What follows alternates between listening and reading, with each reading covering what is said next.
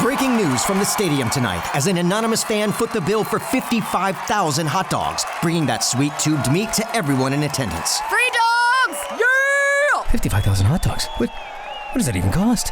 While the identity of this Frankfurter philanthropist remains anonymous, their all-beefy generosity will go down in history. The new Mega Millions. More to win means more to give. How you spend it is up to you. Yeah! For game odds and details, visit SCEducationLottery.com. So we were talking about Super Bowl bets, and there is a bet that you can place in Vegas of whether Travis Kelce's going to propose to Taylor Swift.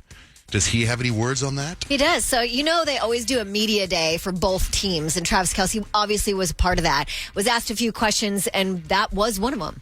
Are the rumors true? Are you proposing to Taylor at halftime? Wouldn't you like to know? And I'm like, why did she say halftime? Everything I've heard was at the end of the game if they win. And anybody that plays sports would never do something like that at a halftime. Like you're in the middle of the game.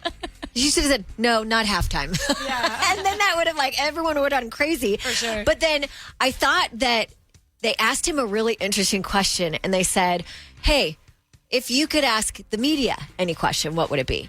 If I could ask the media one question, why are you guys leaning into this whole ref thing?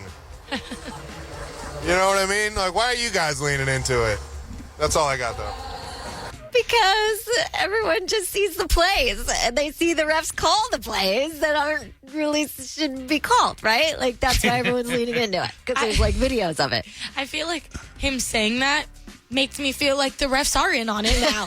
Now you acknowledged it. Now Especially because, I've listened to it a couple of times. He's like, why are you guys leaning into it? It's kind of like, you guys are supposed to be on our side. Right, yeah.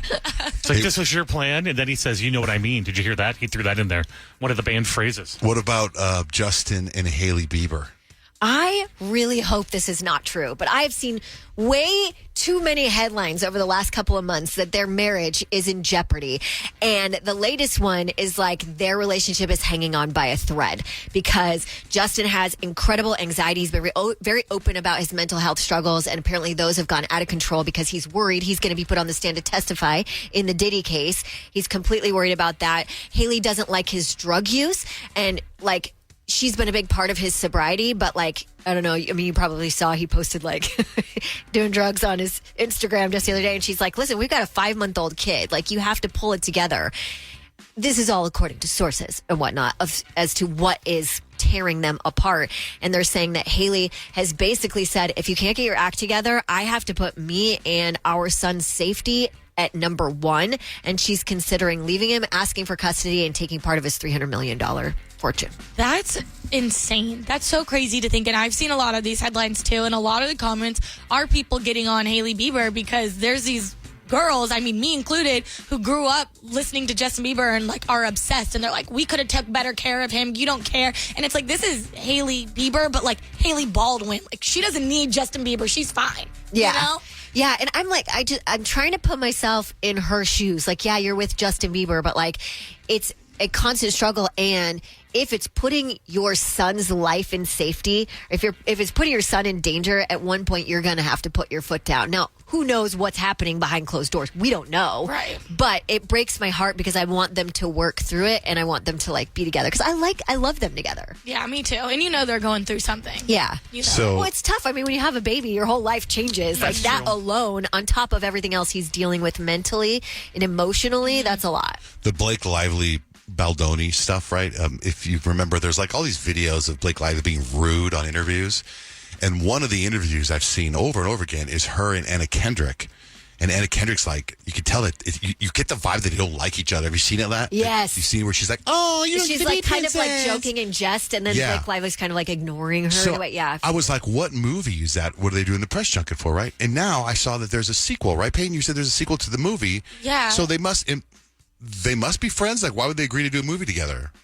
Right? I mean, I would assume. So the interview that you're talking about was when they did A Simple Favor. Blake Lively and Anna Kendrick starred in it. And they're having a prequel, and the movie's going to be called Another Simple Favor. And it's going to drop May 1st on Amazon Prime.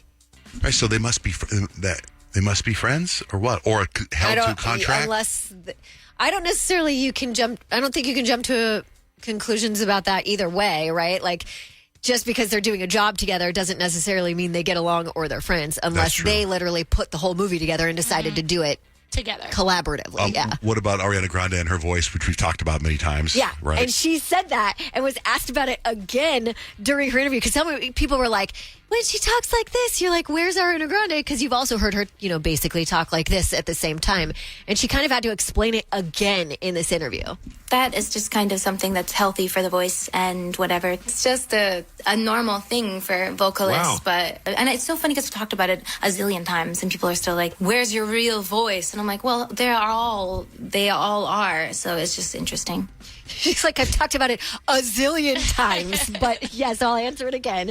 It's fine. It's just what I do to preserve. What are you looking for in a new smart TV? 4K picture quality? High quality and immersive sound? A sleek design? All of those are givens, but only the new Roku Pro Series has all of those and the Roku streaming experience, an award-winning OS. Get fast, easy access to all your apps like iHeart, where you can stream all your favorite music, radio, and podcasts all day, and regular all-inclusive trips to Roku City. The new Roku Pro Series, a smart TV built by the streaming pros. Okay, real talk. We're all kind of hooked on our phones. It's full of shiny apps designed to keep your attention captive forever. But there's real-life stuff to do other than scrolling, and I'm here to help. I'm Christina Quinn, the host of Try This, a podcast from The Washington Post. The show explores solutions for life's common problems. And this season, we're learning to tame the dopamine beast and reclaim our attention in this noisy and distracting world.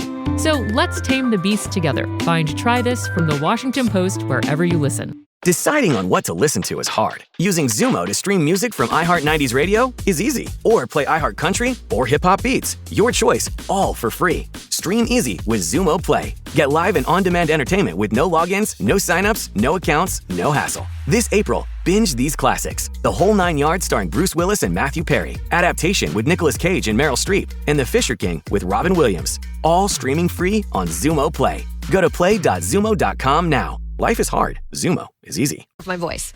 One lottery ticket makes a big difference for our state students. And when I say big, I mean bigger than jackpot big. Since 2002, South Carolina students have benefited from more than $6 billion in lottery-funded scholarships and grants, including the Life, Hope, and Palmetto Fellow Scholarships. With every lottery play, you're supporting our students, and that adds up in a big way. That's why education is our middle name. Learn more at sceducationlottery.com/betteryou.